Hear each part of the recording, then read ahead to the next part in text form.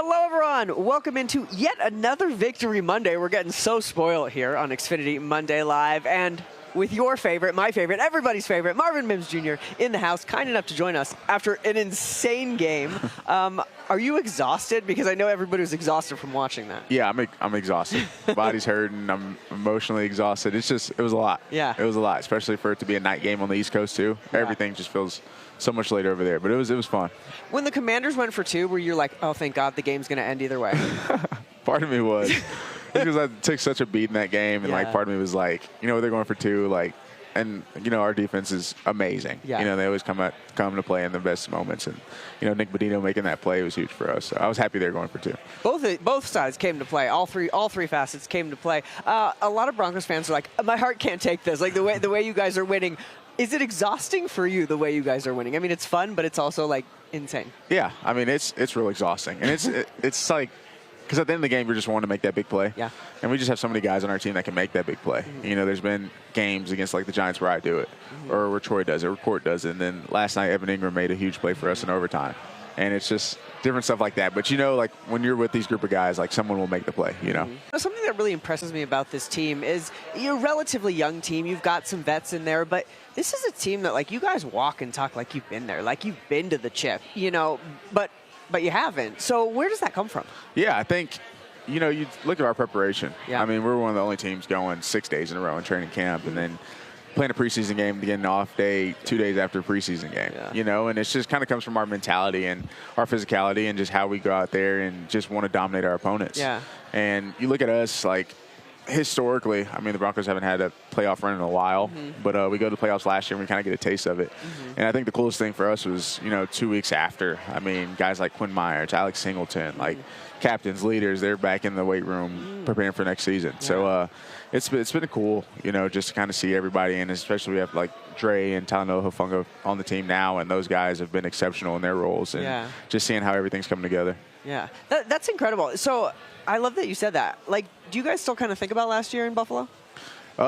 It's crossed my mind a couple times for sure. Especially as we're starting to get to that playoff season, and we're sitting at 10-2, and we could possibly have a first round bye, possibly not. But at the end of the day, I'm ready to attack whatever comes. Yeah. If we get a playoff game in Denver, that would be amazing. Oh, we're ready for it. Playoffs in the Mile High. I got goosebumps just thinking about it. We can't wait for it. We're so happy you're here tonight, Marv. What is the art to being a good punt returner? Yeah, I think it's just, honestly, it's just kind of making something out of nothing. Yeah. And, there's a lot of punt returns where it's just clean. Yeah. But a lot of times it's not going to be clean, right? Free guys getting beat, all this stuff. But I'd say that on my part, just making it look clean, and also on the other guy's parts, if you got to get like a finger on them, it helps. You know what I mean? And just guys training to get more blocks, all that stuff. And we have guys that have been doing it.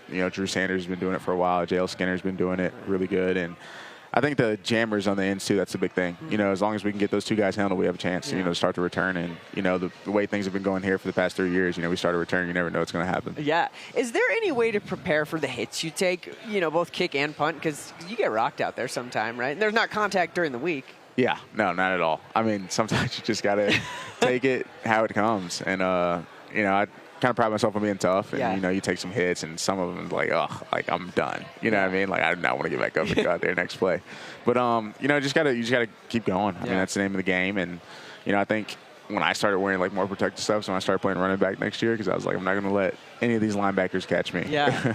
It's time now for the People Want to Know. People Want to Know brought to you by Common Spirit, official healthcare partner of the Denver Broncos and champions for the communities we serve. And I'm actually going to bring this one back because you guys played in the nation's capital. So we were having a debate in the sports office about which Broncos player, if you were running for president, you would want as your running mate. And I will tell you that you got several votes in our sports office. Really? Yes, I picked you. So did Dave and a couple others. If you were running for president, which teammate would you have as your running mate? As a running mate, that's a great question.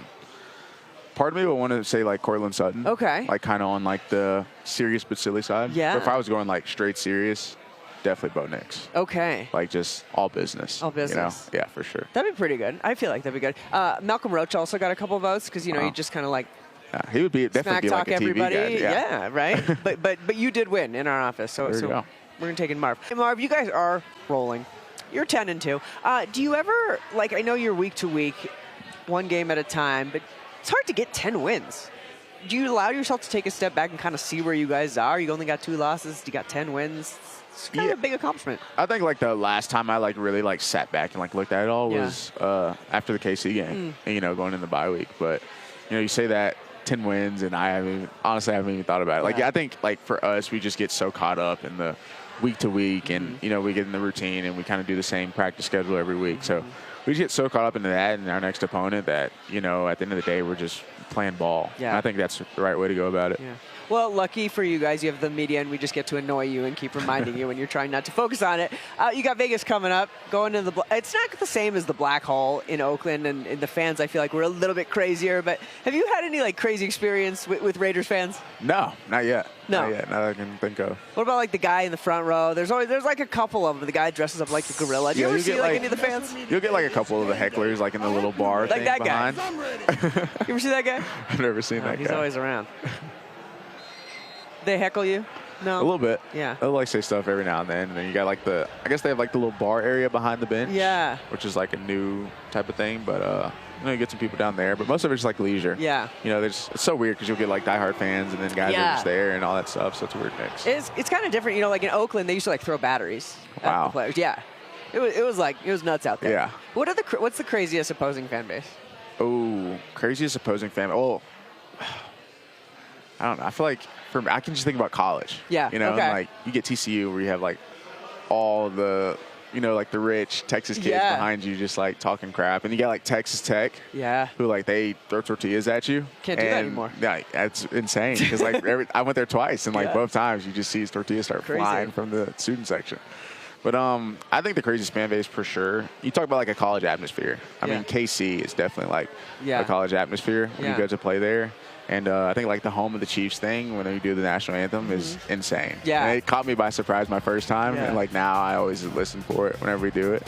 But I think Denver's up there too, like a college atmosphere. Hello, everyone. Thanks for logging on to CBSColorado.com. Time now for a few extra minutes with Marvin Mims Jr. And we were just talking about on the show, it ended about kind of the craziest fan bases. You were talking about the Chiefs, but the Broncos showing up too. Yeah, for sure. I think it's like one of the more college fan bases out there. You know, you can definitely feel the atmosphere. I mean, especially for younger guys coming from college going to the NFL. There's some fan bases that, I mean, you look at the Broncos. We go to Washington last night, and it's like we're the home team. Yeah. You know, we go to LA and we're the home team. So it's like different stuff like that kind of plays with you in your mind. Like if we're Oklahoma, even if we go down the street to North Texas, like they're still going to be loud and rowdy. Yeah. You know what I mean? So just little stuff like that. It's a little weird. Yeah. Were you surprised how well Broncos fans travel? Yeah, for sure. I think like, especially for me growing up, like grew up in Dallas, so it was all like Cowboys, Cowboys, Cowboys. Yeah. You know, you thought this was like America's team, the greatest team ever, greatest fan base, blah, blah, blah. And then like I come here and it's like home and away. Like we're basically the home team almost every single game. And it's honestly incredible. And I think it's been definitely like one of the more surprising, cooler things for me, like moving to Colorado and like learning more about the city. Yeah, it's cool, like especially a couple places, including the one you're going to this week, Vegas. A lot of Broncos fans. Vegas, LA, Chargers. I always say that's like an additional home game. Yeah. But like, what does that do for you when you're on the road? Yeah, definitely. I mean, they're back there, they're screaming. I mean, just like I talked about earlier, kind of big plays. You know, you get that little boost from the fans, and you know they're right there. Yeah. So like even last night, you know, we get a big play, it's loud, it's roaring, and you think it's one of our home games. You know, it's just different territory. So it's honestly pretty cool. It's one of the sickest things I've been a part of. It was really funny actually. One of the Washington staffers was like, I can't tell what's happening because there's so many Broncos fans. She was getting really irritated yesterday during the game. You're going to Vegas. You guys played them. This will be the second time you played them. Really close game last time though, 10-7. What do you take from that game that you can put into this next one? Yeah, I mean, you look at divisional games, especially in this division. The past 3 years since I've been here, they've all been close. You know, it's really hard to blow out a divisional opponent. And I missed last game, so I wasn't able to be out there. I was watching it from home. But, you know, the Raiders really want to beat the Broncos. Yeah. And, you know, the other way, the Broncos really want to beat the Raiders. So it's going to be a competitive game. It's going to be a hard-fought game. You know, they have Max Crosby who can try and dismantle you every single way, you know, and he kind of plays his own free way of football, but at the same time, he's everywhere, and he's a hell of a player. And, you know, just him talking, playing, all that stuff kind of gets in your way, and you just got to go in there and just do what we do, you know, trust each other as we always do, and then hopefully pull out with the win in the end. One thing that you guys never do is overlook opponents. You've been great about that all year, but how do you not, like the Raiders, you know, they're 2-10. How do you make sure that you don't look at them as these guys suck? Yeah, I think for me it's easy. You know, me being a young guy, and part of me was like, 3-4 years ago, I was still watching these guys play on TV. So it's like, for me, it's like all these guys are pros. You know, they have all pros. They have Pro Bowlers. You know, they have guys that can make special plays. And then you even got guys that they draft who were, you know, top stars at their college football team last year who can make those plays in the NFL if given the opportunity, given the chance.